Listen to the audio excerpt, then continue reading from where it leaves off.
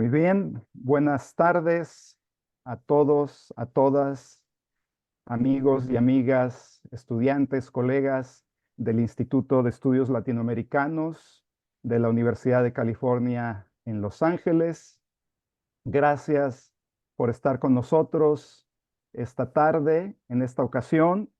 Yo soy Rubén Hernández León, profesor investigador del Departamento de Sociología en la UCLA, en nuestra universidad, aquí en Los Ángeles, y director del Instituto de Estudios Latinoamericanos. También tengo el honor y gusto de ser codirector de la maestría en Estudios Latinoamericanos de nuestra universidad.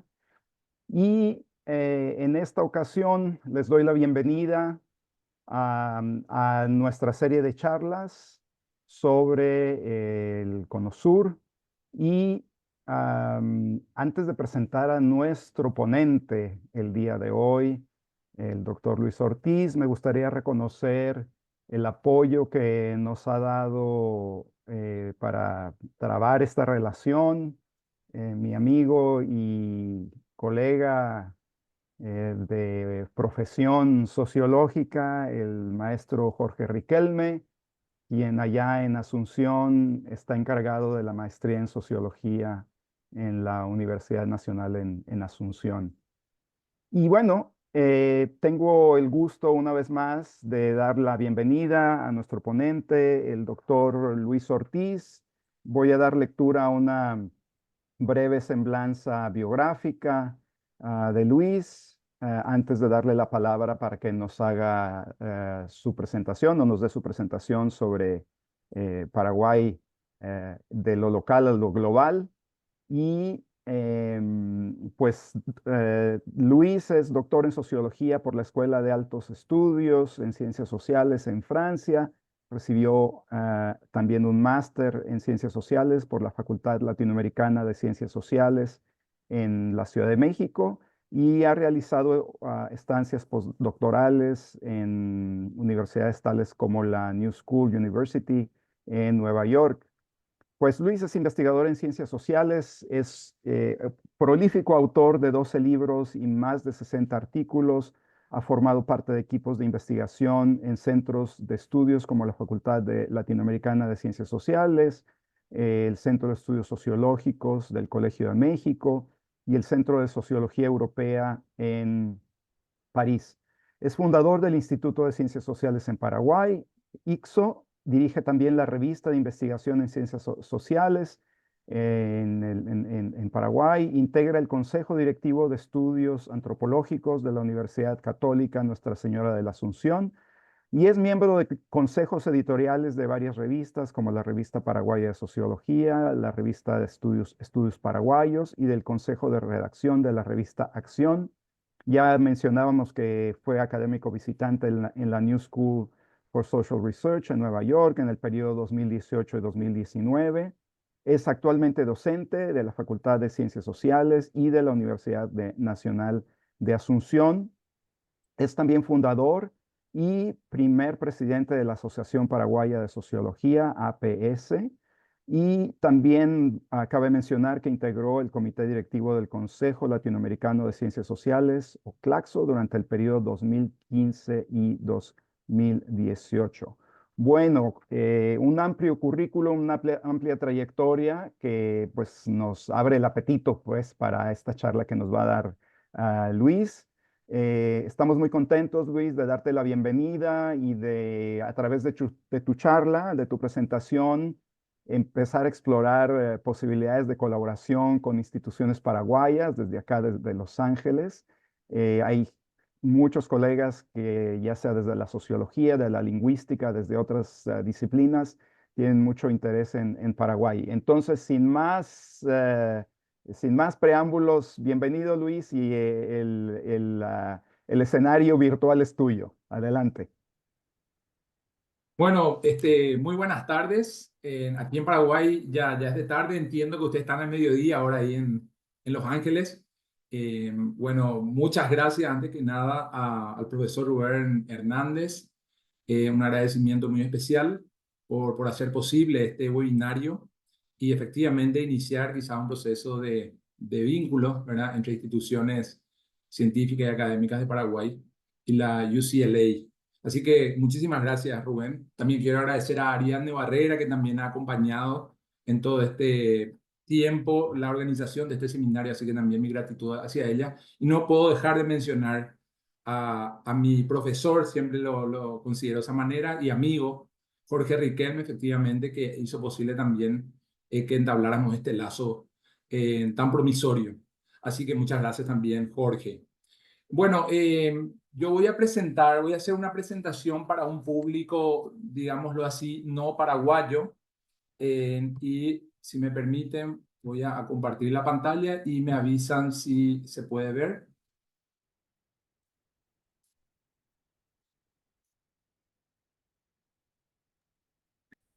Genial. Entonces voy a poner en modo presentación. Ahí.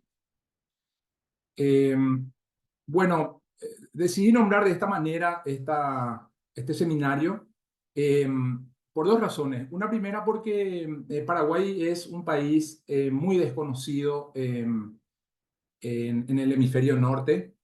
Diría que incluso yo viví 3 años en México y en varios momentos de mi estadía ahí, confundían mucho Paraguay con Uruguay. Es un país que tiene esa característica. Por supuesto, hay toda una historia, ¿verdad?, de la que no vamos a hablar aquí, ¿verdad?, pero que justamente de algún modo u otro explica un cierto aislamiento, más que nada cultural, por supuesto, y que haya sido un país durante muchos años, indudablemente, en cierta medida desconectado de ciertas dinámicas, ¿verdad?, de ciertos procesos, entre ellos los académicos y los científicos.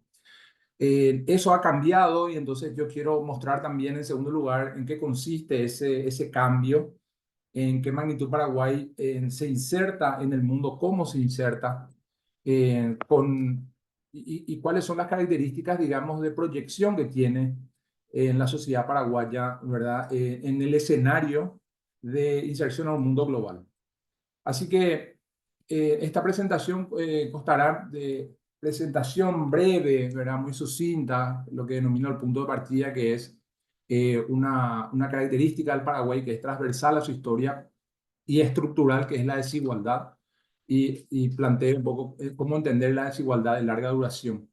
Luego voy a referirme a la economía política de la desigualdad, es decir, qué es lo que hace, cuáles son los factores que están en la base de la explicación de estas desigualdades históricas.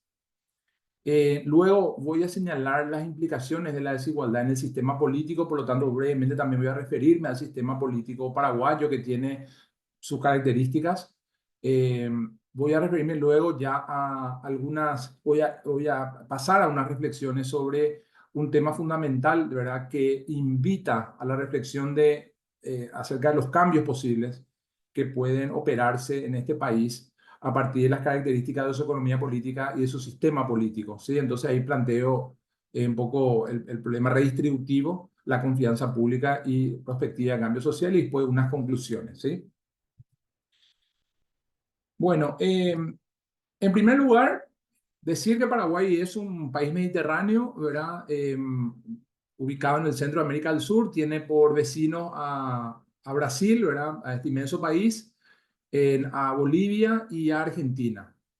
Eh, en un censo implementado en el 2022, hace 2 años, cuyos resultados están recién ahora empezando a difundirse, se cuentan con algunos resultados ya digamos, características demográficas generales como población, edad, por sexo, por edad, y otras, ¿verdad? Todavía no se ha explotado la base y todavía no se ha divulgado el conjunto de variables de ese censo. Pero sí el conteo nos señala de que Paraguay cuenta actualmente con una población de 6 millones, de más de 6 millones, 6.109.500 aproximadamente, ¿sí? Otra cosa muy importante a señalar es que Paraguay es un país bilingüe, que, digamos, tiene en todo caso 2 lenguas oficiales consagradas por la Constitución Nacional de este país, que son el español y el guaraní. Un guaraní que se hereda indudablemente de la colonia, del proceso de colonización que tuvo lugar desde el siglo XVI durante 5 siglos. Y el régimen de gobierno también consagrado en esa constitución del año 1992, la declara como una democracia representativa y anteriormente en este país rigió una dictadura militar por casi 35 años, de 1954 a 1989. ¿Cuáles son las características de la población actualmente en términos de su distribución territorial? ¿Verdad? Bueno, Paraguay es uno de los últimos países que llega a un proceso de urbanización intensificado. Dicho de otra manera, tenía una población, un contingente o una proporción de población rural muy importante todavía hasta hace un par de décadas. Y a partir de datos censales podemos ver de que la modificación de la distribución geográfica de la población en detrimento de las áreas rurales y en favor de las áreas urbanas llevan a que actualmente tengamos una población, una distribución más bien del 67% en zonas urbanas y del 33% en zonas rurales. Es decir, ya son 2/3 de la población paraguaya que es urbana.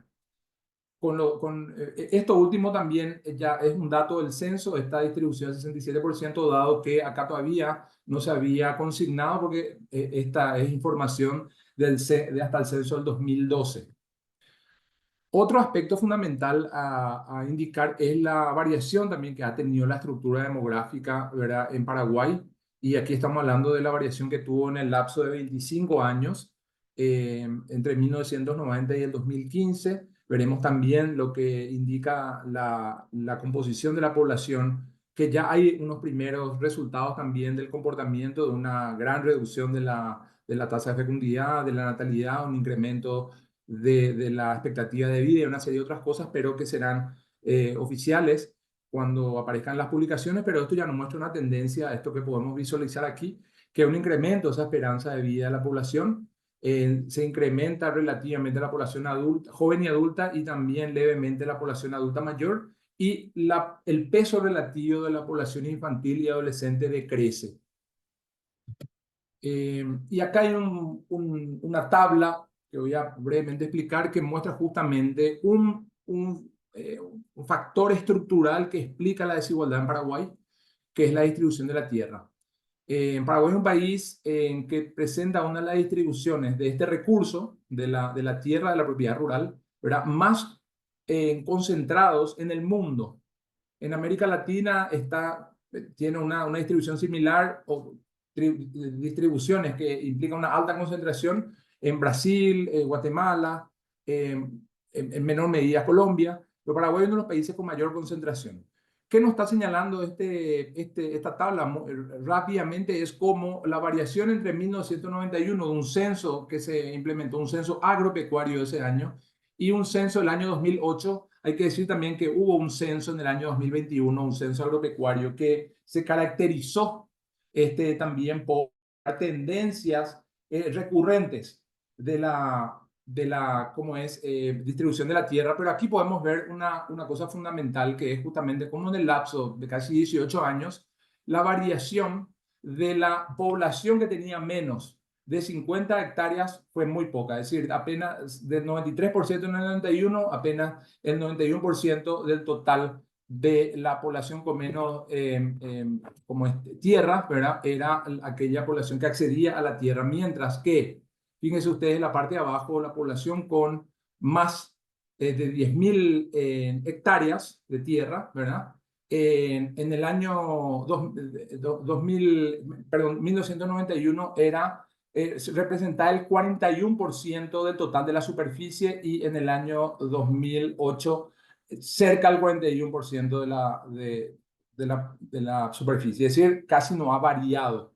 La concentración es brutal en Paraguay de este recurso, que explica una serie de factores de la desigualdad, y esto tiene un origen muy lejano que se remonta al final de la guerra de la Triple Alianza, en la que Paraguay se enfrentó a Brasil, Argentina y Uruguay, en una guerra que duró 5 años, entre 1864 y 1870, y luego de la cual hubo un proceso de expropiación, de venta de tierras públicas por parte del mismo Estado, que enajenó una proporción enorme, ¿verdad?, de la superficie nacional, en detrimento del capital, de población rural, fundamentalmente campesina, productora, y a favor de este capital internacional. Estamos hablando de esto de los años 1883, 1885, donde esta enajenación de tierras públicas tuvo un carácter brutal del inicio, ¿verdad?, del proceso de concentración, que todavía permanece hasta la fecha, y estos son los indicadores. Bueno, entonces, expuesto este escenario acerca de dónde está Paraguay, cuáles son sus características poblacionales, y un tema fundamental, cuál es el principal recurso de este país, eh, establecido, medio si quieren ustedes, porque el principal sector que contribuye a la generación de divisas es el sector agropecuario, es el sector primario de la economía. Obviamente la distribución de la tierra tiene un peso enorme para describir y explicar las desigualdades. Aquí quiero mostrar una tabla muy sencilla, ¿verdad? En la que, por supuesto, se puede visualizar en lo que se conoce como la heterogeneidad estructural, es decir, la gran diferencia que existe entre los sectores de la economía con alta productividad y los sectores de la economía con baja productividad. Más heterogénea una economía, por supuesto, cuando menos proporción o menor es la proporción de las ramas de actividad y de las ocupaciones de alta productividad, y muy dispersas y de proporciones muy elevadas los sectores y las ramas de la actividad económica de un país en los que la productividad es baja, la productividad total de factores y la productividad laboral. Paraguay se encuentra en este esquema establecido por la CEPAL, entre lo que se denomina entre tres formas de la heterogeneidad estructural: la heterogeneidad moderada, la intermedia y la severa. Paraguay está indudablemente posicionado en la última. Y esto se puede visualizar, fíjense ustedes, en este gráfico en el que se muestra, a grosso modo, cómo esta es la proporción de la población ocupada, ¿verdad?, de la población económicamente activa ocupada en un lapso de 20 años en Paraguay, en donde vemos esta rama de la actividad, en donde se concentra fundamentalmente, podemos ver en el primer gráfico, como la variación de la agricultura, ganadería, caza y pesca, el sector primario, ¿verdad?, que representa justamente el primer conjunto de barras que tuvo una variación a la baja, pero todavía representa hasta el 2017 una proporción importante. Por el contrario, ¿verdad?, la rama de actividad, comercio, restaurante, hotel, etcétera, que es, grosso modo, la rama del comercio, representa la segunda, en promedio, es la segunda rama de actividad con mayor participación de la PEA, de la población ocupada específicamente, y tuvo una variación a la alta, ¿verdad? Esto está a qué cosas asociado. Ustedes van a poder verlo porque el tercer conjunto de barras, ¿verdad?, muestra más o menos una composición y una estagnación en el tiempo de la participación de la PEA en los servicios sociales, personales y comunales. Estas tres grandes ramas de actividad, ¿verdad?, tienen la característica de emplear la mayor parte de la población económicamente activa.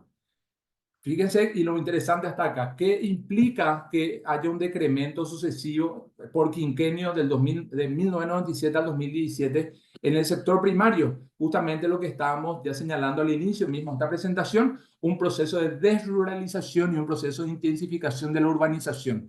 Y por supuesto, la población migrante rural urbana se sitúa, o sea, se inserta más bien en sectores de la economía y en ramas de la actividad de la economía ligadas fundamentalmente al comercio y a los servicios.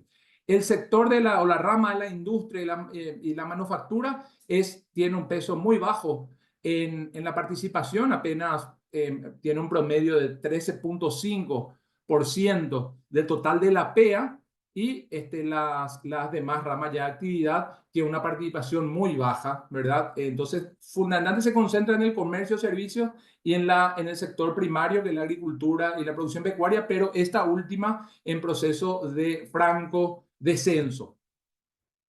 Otro aspecto a señalar es ya cómo es la desigualdad del ingreso en particular, porque lo que estamos viendo ante esta heterogeneidad estructural, que se puede ya visualizar claramente aquí, es muy heterogénea, como pueden ver, la distribución en las ramas de actividad económica de la población económicamente activa. Entonces, ¿cómo impacta eso en la distribución del ingreso? Bueno, este gráfico nos muestra, son datos tanto del Banco Central Paraguay como de la encuesta permanente de hogares del Instituto Nacional de Estadística, El Instituto Nacional de Estadística nos muestra de que la concentración del ingreso es alta en Paraguay y si bien hubo una disminución relativa entre 1996 y el 2015, en el transcurso de casi 20 años, esta disminución no fue gravitante, es decir, todavía se mantiene el índice Gini en torno al 0,5, es decir, de una alta concentración todavía del ingreso, ¿verdad? Repito, hay que decir que hubo una paulatina, ¿verdad? Y moderada disminución de de la desigualdad en la distribución del ingreso, pero no fue marcada debido, entre otras cosas, a la distribución, ¿verdad? Como ya hemos visto en la estructura productiva de la población que fundamentalmente está localizada en los sectores de menor productividad económica. Y el otro gráfico nos muestra que Paraguay, que tuvo, que es como es la línea, más no el gráfico, pero la línea más oscura de este gráfico nos muestra que cómo se comportó el PIB, ¿sí? Cómo fue el crecimiento económico paraguayo. Y se puede ver que a partir del 2002, previamente hubo una caída sucesiva, digamos, del Producto Interno Bruto, y a partir del 2002 un proceso de recuperación que sobre todo se intensificó en dos periodos, ¿verdad? Uno del 2008 al 2010 y otro fuertemente a partir del 2012 al 2014. Pero un crecimiento económico, como pueden ver también ustedes, muy irregular, porque depende este crecimiento económico fuertemente de las exportaciones del sector primario. Y uno de los problemas de las exportaciones del sector primario, una economía como la paraguaya, es de que es altamente dependiente de externalidades. Externalidades fundamentalmente del ambiente, ¿verdad? El cambio climático que afecta, por ejemplo, las precipitaciones para hacer posible siembras relativamente promisorias o no. Y por supuesto también el tema de la variación del mercado internacional, de los precios en el mercado internacional de los commodities, ¿verdad? Paraguay es fundamentalmente un país exportador de soja en primer lugar, carne también y otros cereales y oleaginosas que representan una enorme proporción del total de sus exportaciones. Más del 75% de las exportaciones, en torno al 80% de las exportaciones paraguayas están ligadas a productos primarios. Entonces, eso también puede explicar porque dada la concentración de la tierra, como ya se refirió, ya pueden imaginar quiénes son los sectores o cuáles son más bien los sectores de la economía de fuerte carácter primario que se benefician de los procesos de exportación y generación de divisas y que explica la desigualdad, ¿verdad? En la desigualdad de la tierra, en la distribución de la tierra, la desigualdad en la distribución del ingreso, ¿verdad? Y por qué es moderada la variación de la desigualdad del ingreso en este país en prácticamente 20 años. Bueno, acá es muy importante señalar, por lo tanto, ya qué margen de maniobra tiene el Estado y cómo es la fiscalidad en Paraguay. Hay que decir un par de cosas de que en la región, pero hay que referirnos a América Latina, de que entre 1990 y 2017, estos son datos de la OCDE, de CEPAL y otras entidades, que muestran cómo ha variado relativamente la participación, ¿verdad?, de impuestos directos sobre los ingresos en América Latina ha tenido un incremento de su participación. En 1990 representaba los impuestos directos cerca del 20% y en 2017 el 27%. Pero fíjense ustedes del total de los ingresos tributarios. Pero en América Latina, al mismo tiempo, los ingresos indirectos fundamentalmente del valor agregado también casi se ha duplicado. En los años 90 era el 16% y en el año 2017 cerca del 28%. Esto es a nivel regional, ¿verdad? En donde Paraguay participa y veremos cuál es la característica del sistema impositivo paraguayo en este escenario. Vemos el gráfico de la izquierda, cómo es la presión tributaria. Paraguay tiene una de las presiones tributarias en este gráfico, en la comparación entre los países aquí referidos como Argentina, Bolivia, Brasil, ¿verdad? Colombia, Chile y otros, Uruguay y Perú. Paraguay tiene la menor presión tributaria de la región, ¿sí? Y esto es muy interesante en términos de que, además de que su presión tributaria, es decir, la participación que representa en proporción al PIB del total de ingresos recaudados, es muy baja. Fíjese usted cuál es la participación que tienen los impuestos directos, ¿verdad? Se puede ver en el histograma, en esta barra se puede ver que en la parte sombreada oscura es muy inferior a la parte sombreada clara, donde se puede ver la participación mucho más importante que tienen los impuestos o ingresos tributarios indirectos, ¿verdad? Ligados fundamentalmente en Paraguay al impuesto al valor agregado. Y recurrentemente también, o concomitantemente más bien, como respecto al promedio en América Latina de la evasión impositiva, ¿verdad? Que tiene estas medias, Paraguay está por encima de las medias en estos procesos de evasión fiscal, lo cual también, además de que un país con una baja presión tributaria y con este otro fenómeno que es también sumamente nocivo para las finanzas públicas y, por supuesto, para la confianza pública, lo que vamos a referirnos después, no encontramos que Paraguay carece un margen de maniobra muy bajo para poder incidir con políticas públicas en corregir los problemas de la desigualdad económica y social, a lo cual ya nos hemos referido recientemente, ¿sí? Entonces, aquí quiero mostrar entonces cómo es la institucionalidad social. ¿A qué me voy a referir con la institucionalidad social? Es justamente la participación que tienen los sistemas de protección social, el peso que tiene estos sistemas de protección social en compensar desigualdades. Porque ¿qué hace la protección social? Obviamente, en sociedades de desigualdad, lo que hace, digamos, compensa las mismas, haciendo posible que toda la población pueda, de todo modo, participar en la vida pública, es decir, puedan asegurarse su inclusión social y participar de todas las dinámicas que implica una comunidad política. Por eso la institucionalidad social entendía está como aquella que hace propicio el desarrollo y la expansión de la protección social. Vemos cuál es la situación al respecto de esto en Paraguay, ¿verdad? Hay un índice, ¿verdad?, generado para ello, está planteado por la CEPAL, que se puede ver aquí en donde Paraguay ocupa, digamos, en este índice que ya están los sistemas de protección social limitados, ¿verdad? ¿Verdad? Comparte características similares en su sistema de protección social con El Salvador, Bolivia, Nicaragua, Guatemala y Honduras, ¿verdad? De hecho, Paraguay tiene un comportamiento muy particular. Recuerdo una muy querida amiga economista guatemalteca que me decía, tu país, refiriéndose a Paraguay, parece un país centroamericano situado en medio de América del Sur. Y acá podemos ver uno de esos indicadores, efectivamente, como el comportamiento de la protección social, que es sumamente irrisoria en términos de su incidencia sobre la población que está enfrentada a los riesgos y ante la incertidumbre. Y por otro lado, una característica de la protección social en Paraguay, que es su fragmentación, ¿sí?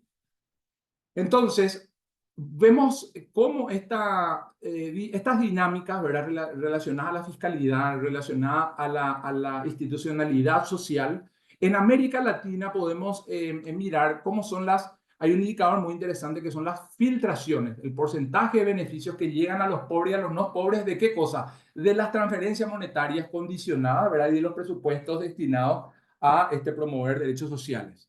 Y muy interesante ver cómo hay una proporción muy importante, ¿verdad? Esto se puede ver para ambos indicadores, cómo se puede ver que hay filtraciones. ¿Qué quiere decir filtraciones? De que población que no es pobre está recibiendo estos programas.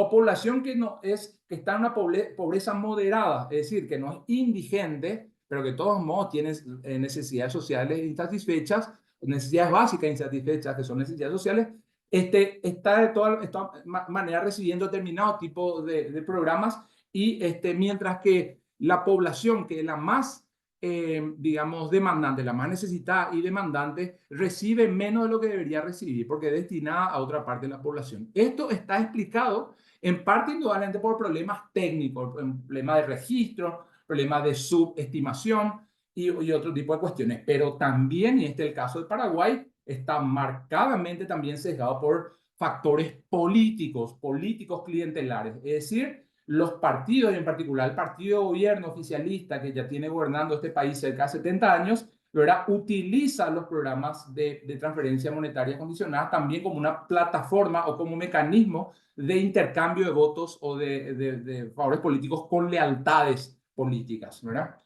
Y esto nos lleva finalmente a un último gráfico sobre la institucionalidad social, disculpen, en donde podemos ver cuáles son los gastos, es decir, el total de estipendios en desarrollo humano y social en Paraguay comparativamente en América Latina.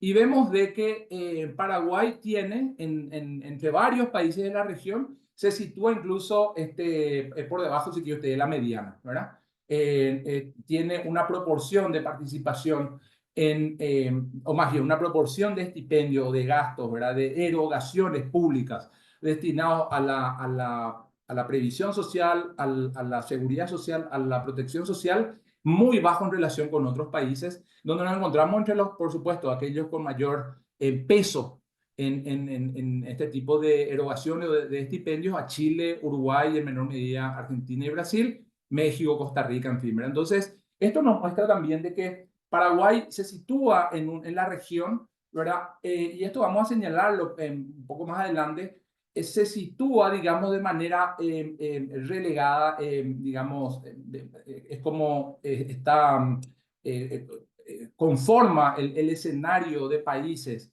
que destina ingresos tributarios para compensar desigualdades en una modalidad o en un lugar, si quieren ustedes, como repito, relegado y endeble. Pero lo que es importante también contar o relatar aquí es de que en comparación a 25 años antes, ¿verdad? Sobre todo a partir de los años 2000, Paraguay tenía o carecía más bien de programas compensatorios, ¿verdad? Por ejemplo, los no contributivos. Paraguay no disponía de programas de transferencias monetarias con condicionalidad, ¿verdad? O condicionadas, ¿cómo se llama? No disponía de este tipo de programa, entonces se empiezan a implementar a partir de los años 2000 como resultado de las presiones sociales, indudablemente, ¿verdad? De las organizaciones sociales y los movimientos organizados que demandaban poder, digamos, asegurar ante un sistema educativo que se expandía, ante un problema del ingreso, que en Paraguay, como ya vimos la gráfica, una de las gráficas, como la caída del Producto Interno Bruto generó las bases de una expansión, de una ampliación de la población pobre a inicio de los 2000. Entonces, por supuesto, esa población demandaba al poder público de poder generar mecanismos mínimos de resarcimiento ante la incertidumbre, ante toda esa problemática, y aparecen estos programas. Entonces, en otros países aparecieron los programas compensatorios ya mucho antes, ¿verdad? Paraguay a partir de los 2000, y es muy importante señalar que ha incrementado su cobertura, o sea, a partir del año 2010 ha implementado, perdón, a partir del año 2009 ha implementado un programa como es pensión de adultos mayores, cosa que era también inexistente en Paraguay y que también ha ampliado su cobertura. Recientemente a través de una ley se hizo salió una ley por la cual la cobertura se hace universal de esta pensión en particular. Ha dado pasos Paraguay, situándose paulatina y progresivamente en el escenario, insertándose en el escenario internacional con este tipo también de medidas que hacen posible mínimamente las bases, no la cohesión social, pero las bases para la cohesión social. Pero vemos cómo todavía ocupa puestos marginales o puestos muy relegados, ¿verdad? Y la tarea que tiene todavía por delante. Esto simplemente nos muestra, este es un trabajo con base en la encuesta de hogares que yo traje del estudio, una prominente economista y estudiosa de estos temas, que es la doctora Verónica Serafini, que nos muestra muy sencillamente qué proporción de la población económicamente activa en situación de dependencia está en el segmento formal del mercado de trabajo.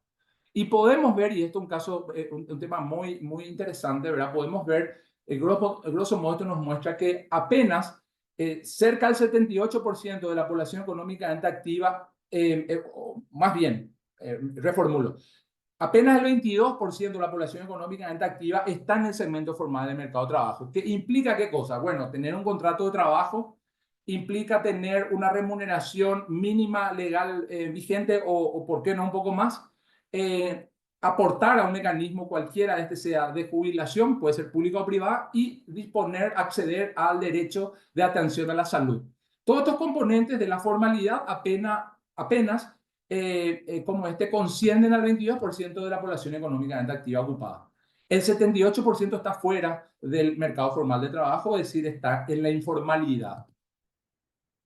Y finalmente quiero mostrar, porque acá terminamos esto que yo denomino esta sección de la presentación, que es la economía política de la desigualdad, mostrar un tema fundamental que es cuál es el potencial contributivo y, por supuesto, previsional que tiene, es decir, redistributivo, ¿no? ¿Cuál es ese potencial redistributivo que tiene? Esto es digamos, una tabla que resume cómo es la composición entre los quintiles más pobres y más ricos de la población, ¿verdad? Paraguaya en general, ¿verdad? Cuyos datos son obtenidos a través de la encuesta permanente de hogares.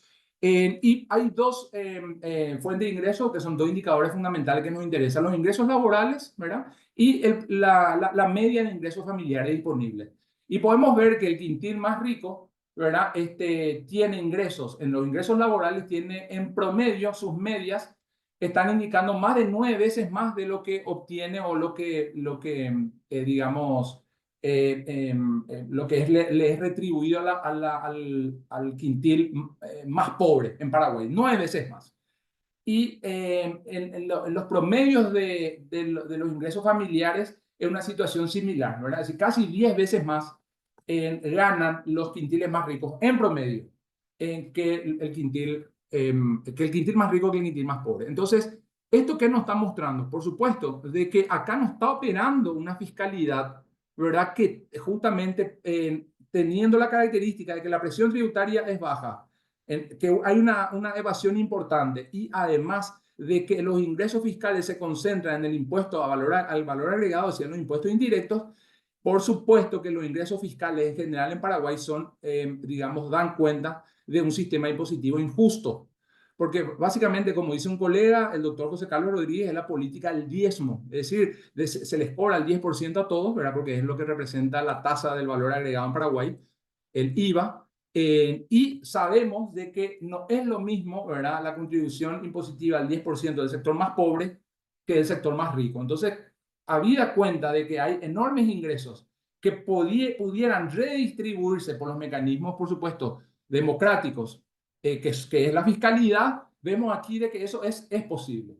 Ahora, vamos a entrar justamente ya en la institucionalidad pública que podría hacer esto posible en Paraguay, y vamos a ver, por lo tanto, qué implicaciones tiene la desigualdad en el sistema político para entender la institucionalidad pública, para entender el poder público y el Estado en Paraguay. Aquí quiero referirme a una reflexión planteada por el Latinobarómetro en el año 2021, y me parece muy interesante empezar con esto, porque plantea de que hay una perspectiva, si quieren usted, intelectualista, según la cual el problema de la democracia, digamos, y su consolidación es un proceso lineal, ¿sí? Y nosotros en Paraguay lo que podemos ver, y esa es una tendencia, por supuesto, en América Latina, nosotros hemos constatado muchos casos, ¿verdad?, donde ha habido avances y retrocesos en los procesos democráticos, donde ha habido incluso regresiones autoritarias, ¿verdad? No quiero mencionar los casos porque es de público conocimiento en muchos países de América del Sur, salvo Uruguay, que ha tenido una democracia muy estable, ¿verdad?, que siempre es como muy...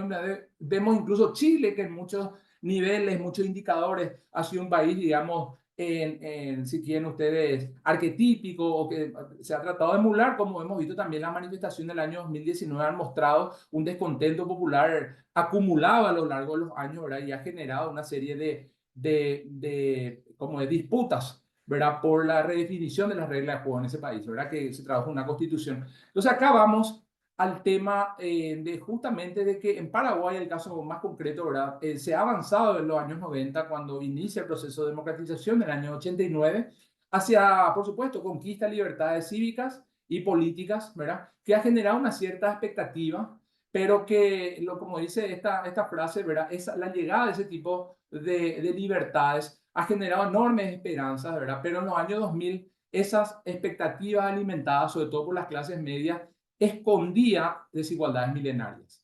Bueno, yo me refería, si quieren, para no hablar de milenarias, pero desigualdades seculares en el caso de Paraguay, ¿verdad?, que hemos visto cómo en todos estos indicadores, estos factores, empezando por la distribución de la tierra, cómo continúan campantes, y por supuesto estos últimos decenios, en particular de los años 2010, generó esto que se denomina un desencanto con la democracia debido a la persistencia de la desigualdad, y que se tradujo después en protestas. Vamos a ver, de hecho, más adelante también algunos datos al respecto, pero quiero señalar un par de cosas que me parecen fundamentales, que son indicadas por Adam Przeworski, ¿verdad?, este cientista político polaco, vivió muchos años en Chile, actualmente residente en los Estados Unidos, Y él plantea que la política redistributiva que puede aplicar un gobierno elegido democráticamente, ¿verdad? Y que requieren grabar el ingreso, y particularmente los ingresos, digamos, de manera directa, es decir, impuestos a través de impuestos directos,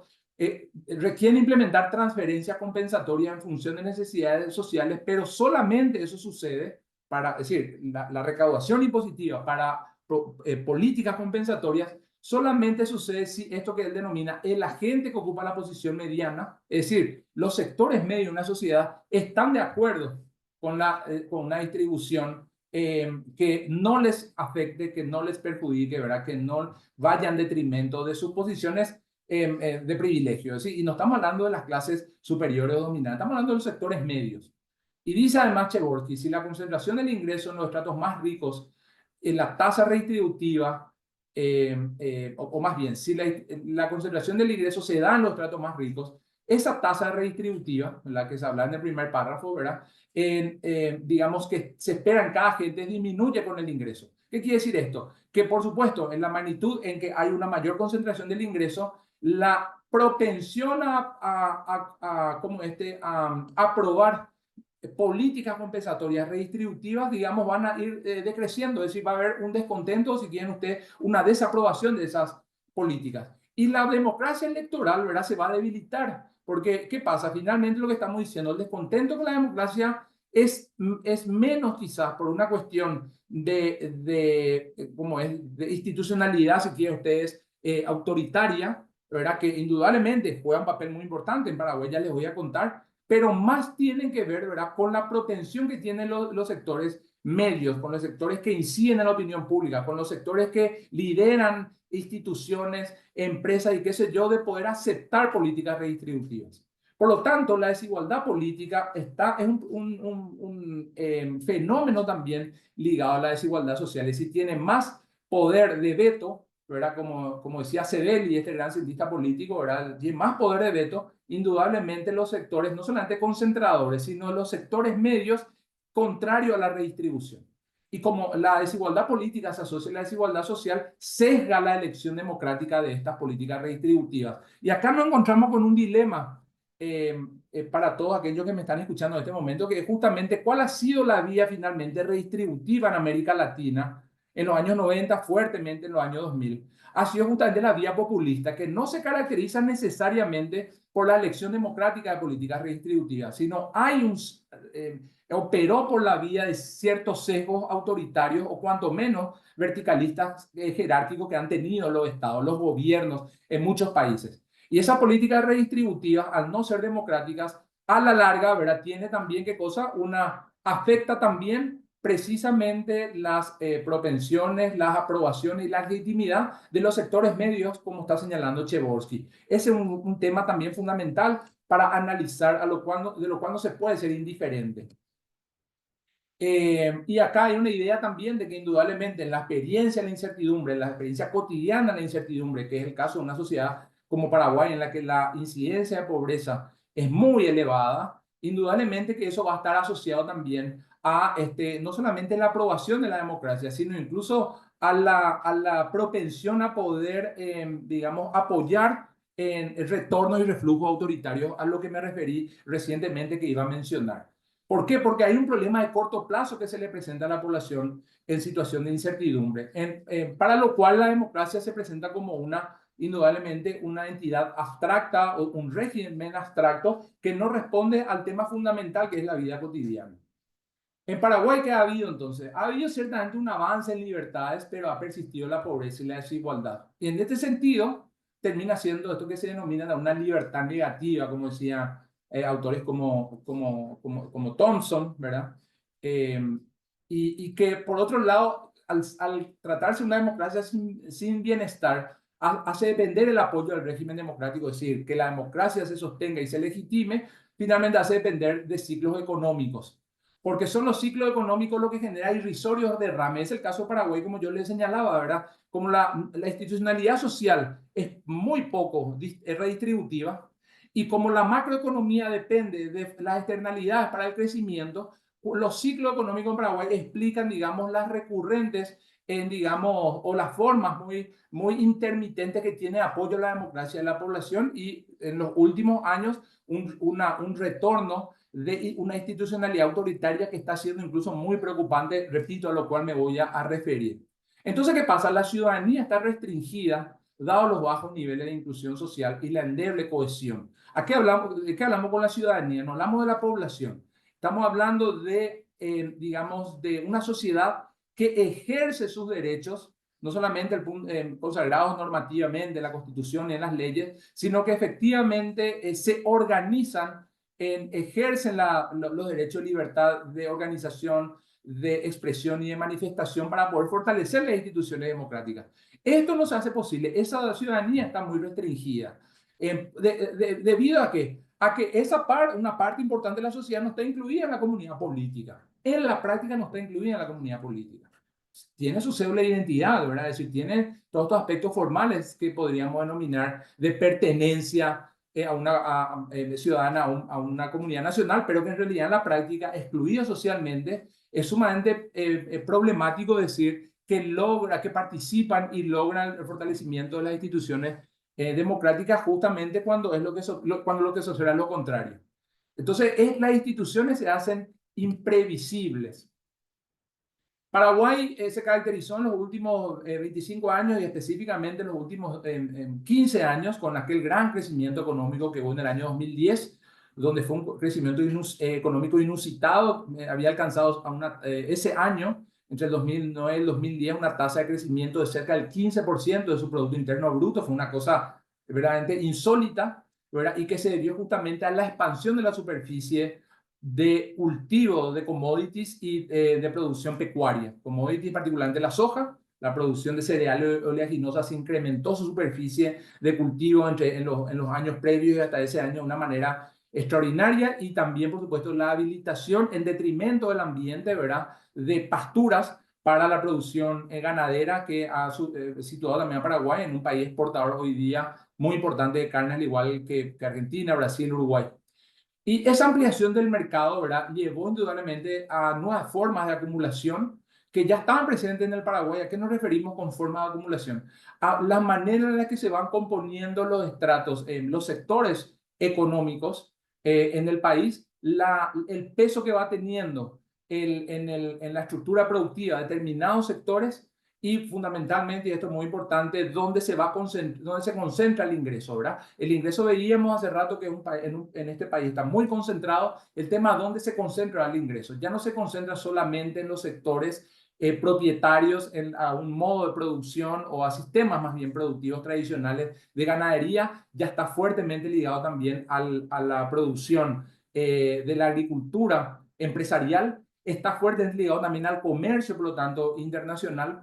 Y hay un tema fundamental que vamos a señalar acá que no es medido por las cuentas nacionales y en la contabilidad pública, que es también el flujo de recursos, ¿verdad?, de divisas que mueve el crimen organizado, ¿verdad?, que en Paraguay se ha incrementado de una manera extraordinaria, ligado fundamentalmente al tráfico de estupefacientes y al contrabando. Entonces, este escenario, la nueva forma de acumulación, la expansión del mercado, las características que se expanden en Paraguay, que no es por la vía, por ejemplo, de la reconversión de la estructura productiva, homogeneizándola, no es por el incremento de la participación del sector secundario en el Producto Interno Bruto, de la industria, de la manufactura, de la construcción.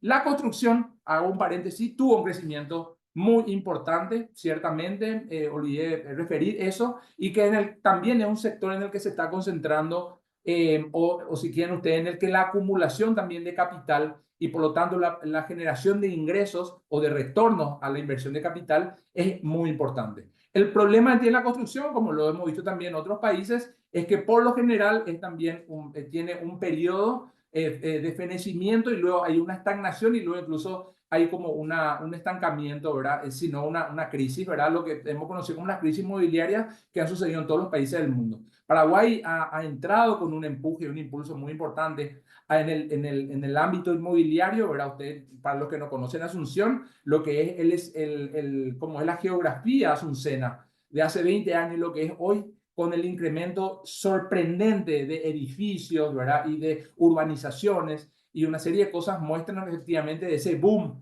inmobiliario y de la construcción, pero, repito, por la naturaleza misma del sector, ¿verdad? Va a tener un tope, que estamos expectantes de cuándo se dará eso.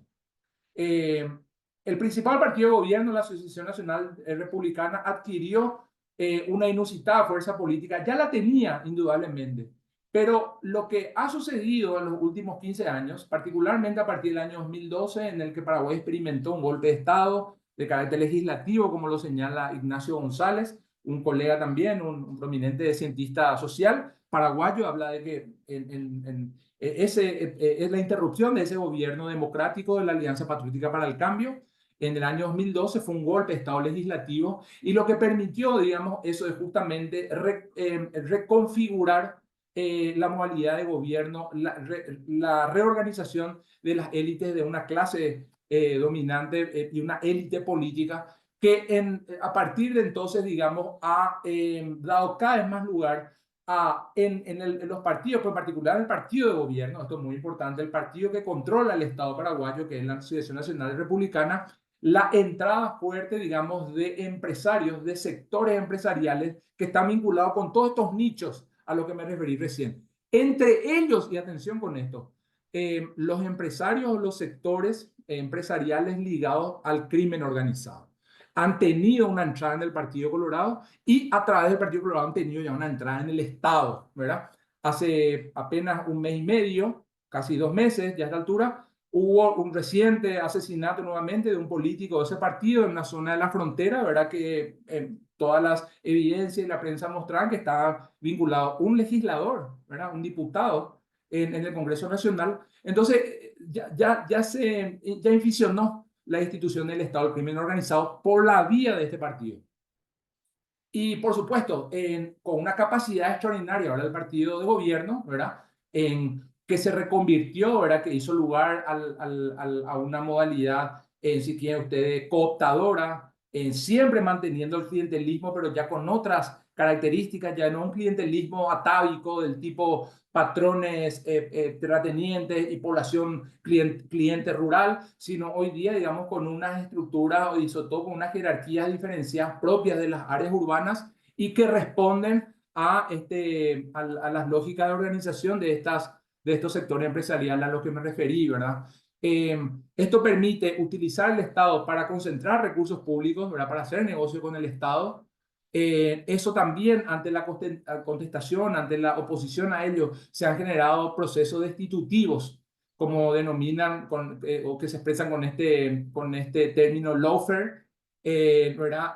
Los movimientos anti-status quo son fuertemente perseguidos en Paraguay. La cooptación de la disidencia interna de la oposición es interesante. Los partidos de la oposición cada vez más están debilitados y no porque haya una persecución directa del Estado hacia ellos. Indudablemente que hay procesos, voy a referirme en breve a ellos, pero el debilitamiento de la oposición política en Paraguay a la Asociación Nacional Republicana, ¿verdad? Al partido gobierno, está dado en la fragmentación al interior de los partidos, ¿verdad? El debilitamiento porque uno de los sectores internos, muchos de ellos también entran en connivencia y en complicidad con el partido gobierno. Entonces, por supuesto, ya no hay una persecución como en la era de la dictadura, pero hay una modalidad, hay una estrategia, unos mecanismos de cooptación, de debilitamiento de la oposición que están generando o tienen como resultado una concentración del poder inusitada en todo el proceso democrático hasta ahora. Y se manifiesta en una de las esta institucionalidad autoritaria se manifestó más bien recientemente en la promulgación, perdón, en la sanción por el Congreso, porque todavía no ha sido promulgada la ley, la sanción por parte del Congreso, por ambas cámaras, de una ley que es conocida como ley anti-ONGs o ley contraria o que persigue a las organizaciones de la sociedad civil, que lo que hizo es, ya existían por supuesto mecanismos de control de la organización de la sociedad civil, lo que hizo es elevar y sobre todo sumar, adicionar a los mecanismos de control, ¿verdad? Algunos que son sumamente leoninos, algunos que son imposibles de cumplimiento y que se hacen obligatorios, por supuesto, porque hoy día ya tiene carácter de ley. Entonces, ¿qué pasa? Es un mecanismo de control, un mecanismo de presión, un mecanismo, digamos, hasta de algún modo de extorsión, en este sentido legal, para que las ONG se disciplinen, ¿verdad? a una determinada modalidad de participación pública. Y aquellas que representan ¿cómo es? Un problema, aquella que representa una voz disonante, que representa verdaderamente hoy día una oposición al régimen, al partido de gobierno, ¿verdad? Y a esta modalidad, indudablemente que son perseguidas valiéndose de la ley, ¿verdad? Igual, como decía hace rato, ya los partidos de oposición hoy no tienen la fuerza para poder generar una alternativa política. Esa es la tesis no mía, sino de muchos cientistas sociales en este país. Pero las organizaciones de la sociedad civil constituían y constituyen un cierto contrapeso en diferentes niveles. Bueno, por eso es que esta ley anti-ONGs ha ido ahora por ella, ha ido justamente a restringir las libertades y los derechos de la organización de la sociedad civil. Este es el escenario político, que está imbricado con la desigualdad en diferentes niveles. Una desigualdad que vimos que era económica, que es social en términos de la enorme, digamos, incapacidad que tiene el Estado paraguayo de compensar desigualdad por políticas redistributivas, y una desigualdad política, porque si no hubiera desigualdad política, todos estos procesos que estoy refiriéndome aquí en el escenario político paraguayo no hubieran tenido lugar, pero lo tienen porque obviamente genera cada vez más separación, distancia entre un sector político, un partido que concentra el poder, que concentra los recursos, concentra las oportunidades, y el resto del sistema. Entonces aquí ya voy entrando en la parte final de la presentación, y mucho me gustará, por supuesto, poder conversar con ustedes, ¿verdad?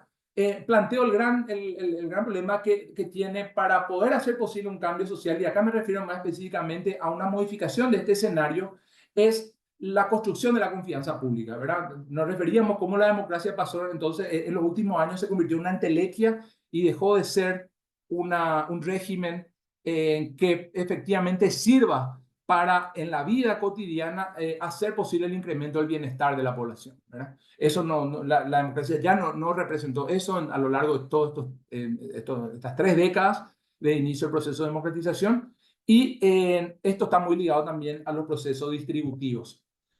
Entonces, Tilly plantea que el Estado requiere, para que este goce de la confianza, es fundamental entender de que se deben tejer, no es que se deben, no estoy hablando normativamente, que la experiencia que él ha analizado en la que el Estado ha tenido fuerza con la capacidad redistributiva es porque hay una confianza en el Estado. La confianza en el Estado es construida desde la sociedad civil.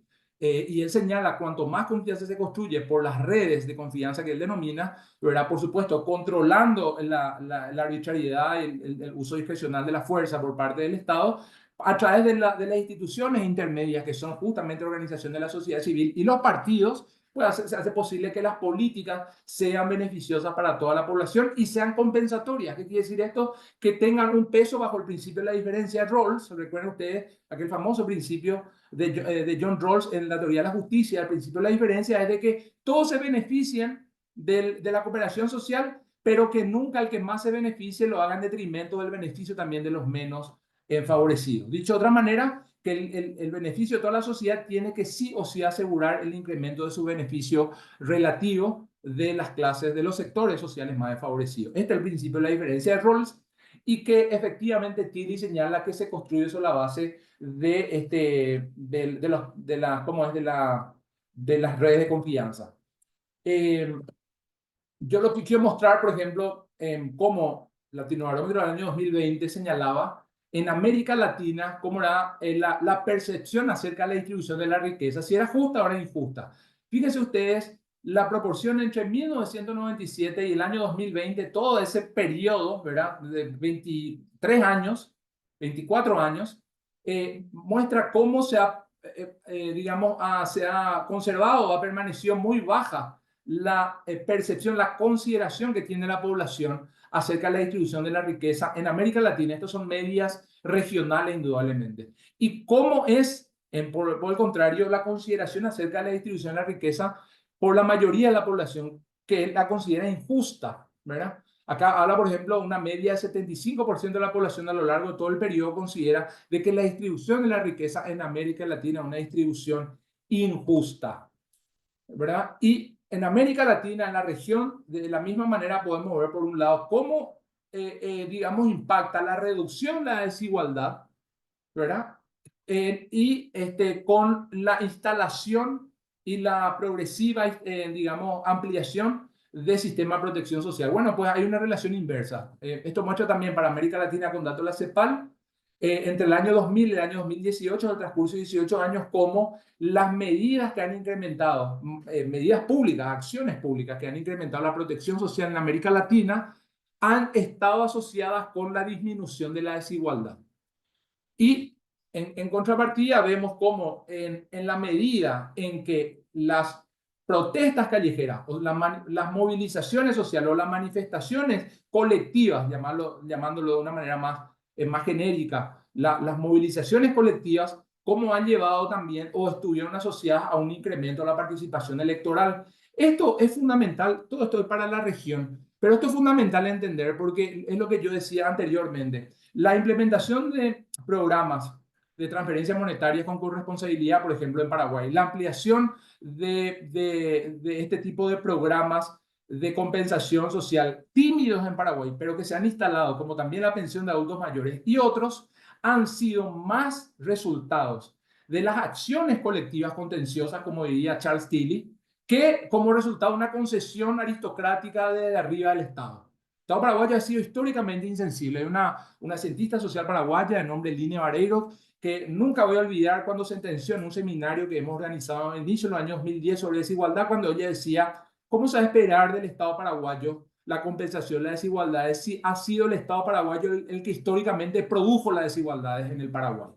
Entonces, fíjense ustedes, por lo tanto, el avance de la institucionalidad social de manera fragmentada, de manera todavía apocada, ¿verdad? Endeble y qué sé yo, ha sido más resultado de la canalización a través de la organización de la sociedad civil, indudablemente, de las necesidades sociales, de las demandas sociales por bienestar.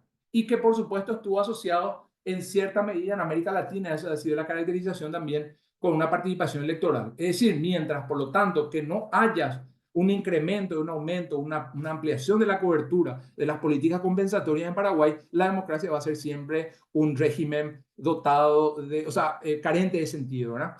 Y vemos acá, quiero señalar 3 indicadores para cerrar.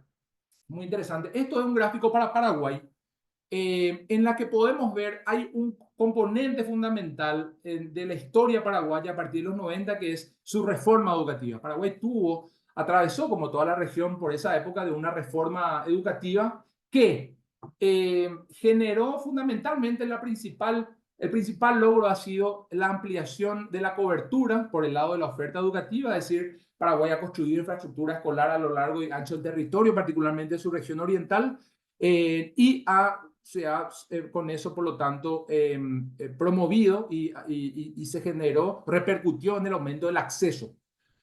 ¿Qué ha sucedido en el transcurso de 1997 al 2014, en el transcurso de prácticamente 18 años? ¿Qué ha sucedido? Y esto es lo que muestra esta gráfica, que por supuesto también tiene que ser actualizada, pero la tendencia es siempre creciente, es de que todas las categorías sociales, estas son las categorías socioocupacionales, que es un indicador de las clases sociales o de la estratificación social, todas han incrementado, como pueden ver ustedes, su año de escolaridad. La variable que estamos presentando en este gráfico es la media de años de estudio. Este es un procesamiento que yo he hecho con la encuesta de hogares, y que muestra que justamente la reforma educativa hizo posible un incremento de la media de escolaridad de la población paraguaya de 5 años antes del inicio de la reforma a 9 años después de culminar la segunda cohorte de la reforma educativa, ¿verdad? Entonces, si bien no es significativo en otros países, la media de escolaridad se ha incrementado más, ¿verdad? En Bolivia ya llegaba a los 12 años cuando Paraguay, perdón, a 11 años cuando Paraguay era todavía 9.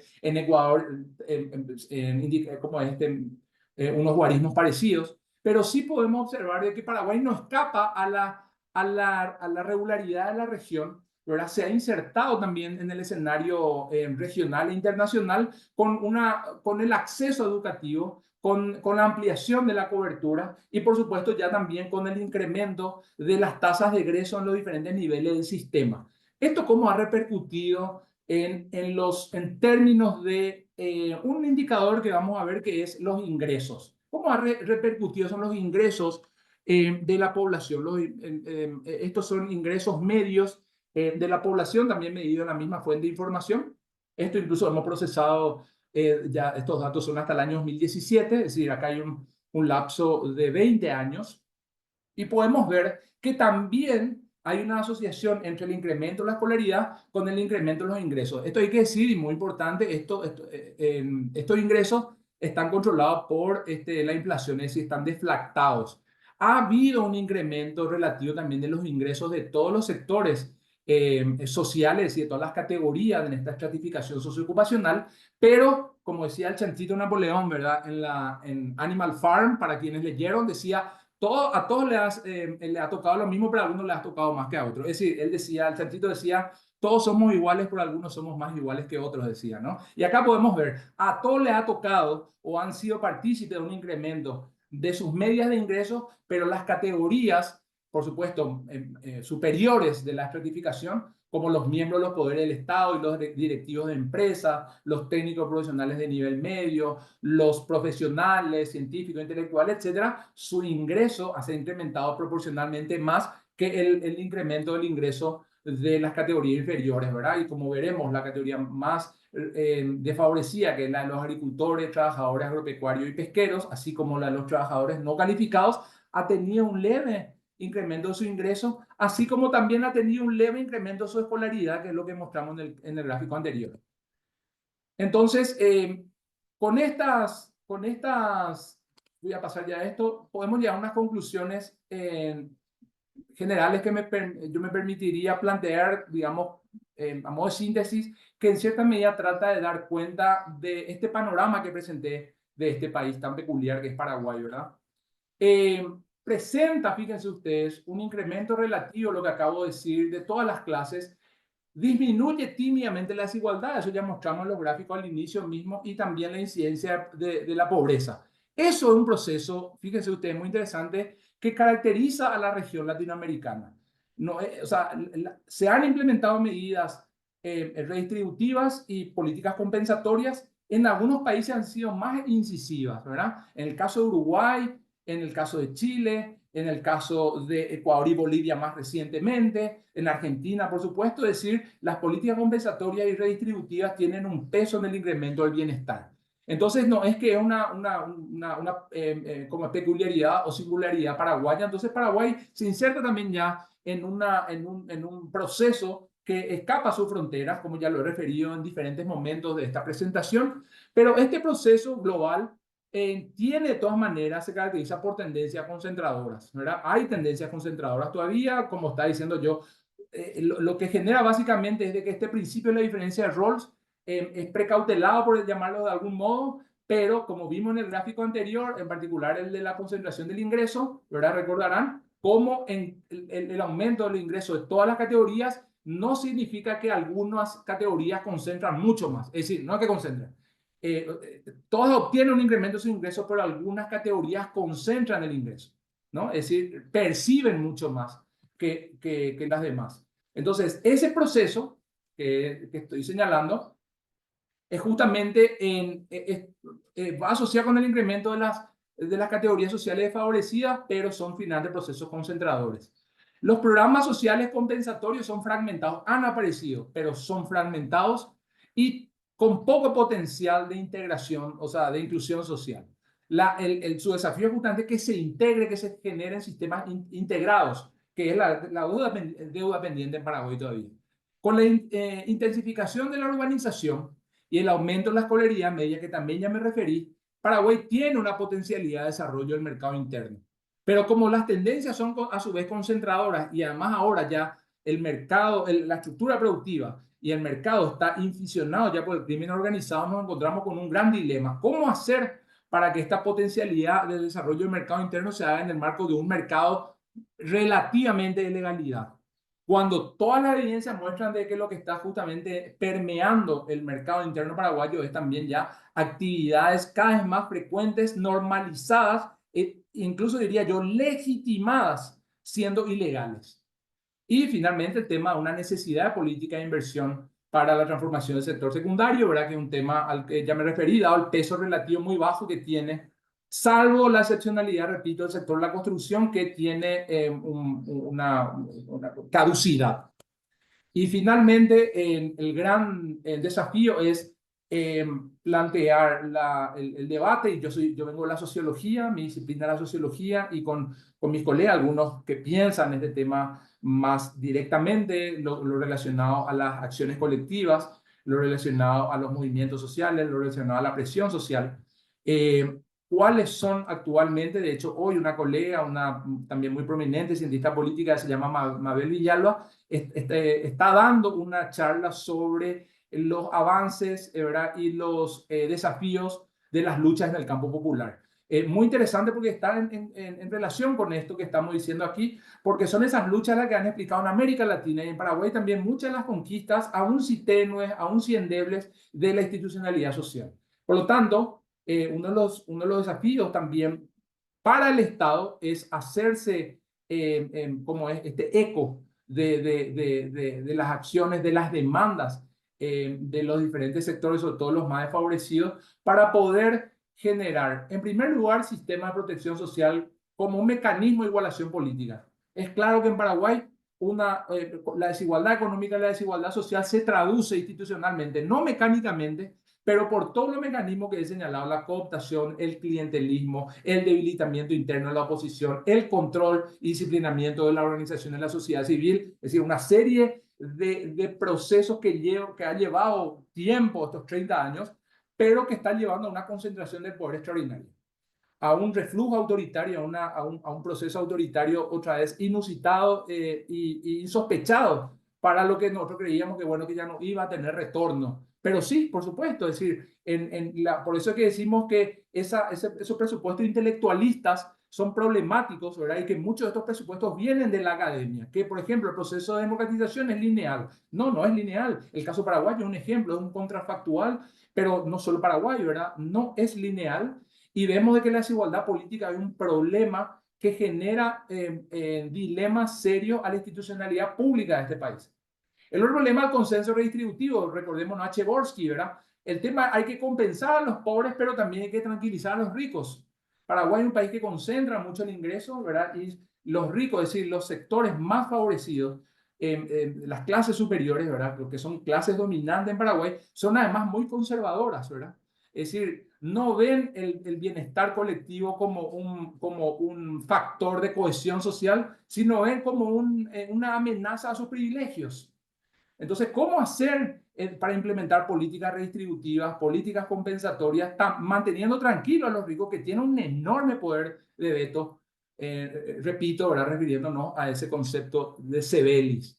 Y finalmente, el desafío es modificar la estructura productiva, aprovechando el potencial redistributivo, pero yo diría más, aprovechando también el potencial productivo mismo que tiene la población paraguaya, que también hablando de este potencial, su bono demográfico, lo indican los resultados preliminares del último censo del año 2022, ya tiene también una fecha de caducidad próxima.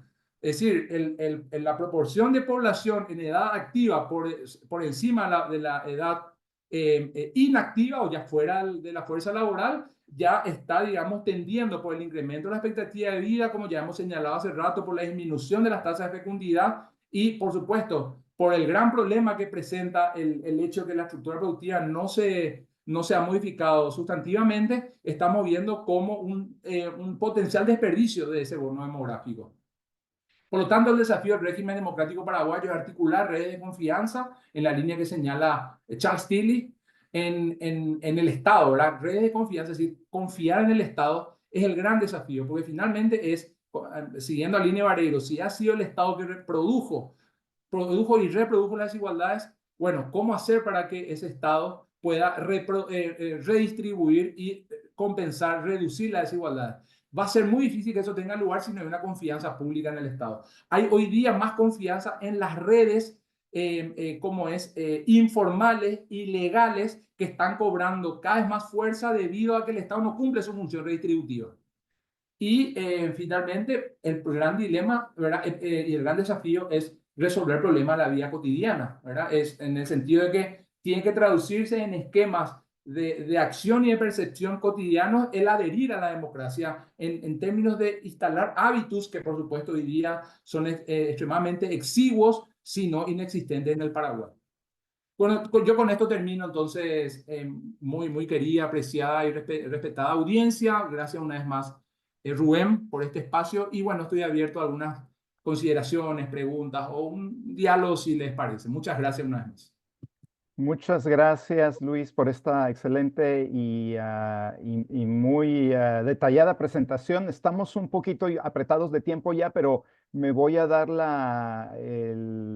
a dar la oportunidad, digamos, a leer dos preguntas que ya las tenemos aquí. Una del doctor Brian Pitts, especialista en Brasil, es el director asistente, por cierto, del Latin American Institute. Y Brian escribe, como indicó en su charla, la persistencia de la desigualdad en Paraguay está relacionada con el control ejercido por el sistema político por partidos de derecha durante las últimas décadas.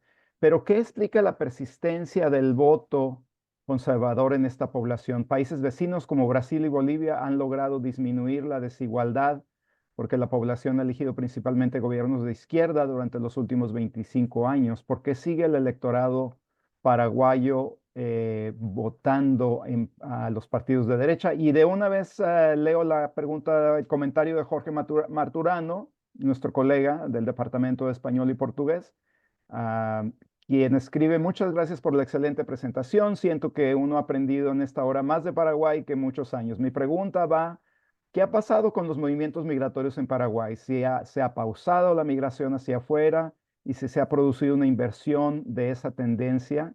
Y si nuevos flujos migratorios han llegado a Paraguay y en definitiva han tenido alguna influencia. Así que dos preguntas ahí tenemos, Luis, una sobre el tema político electoral y relacionado con la desigualdad y otra pregunta sobre migración. A ver qué nos puedes decir al respecto. Bueno, antes que nada, muchas gracias a ambos, ¿verdad? A Brian y a Jorge. Me refiero primero a la inquietud de Brian, ¿verdad?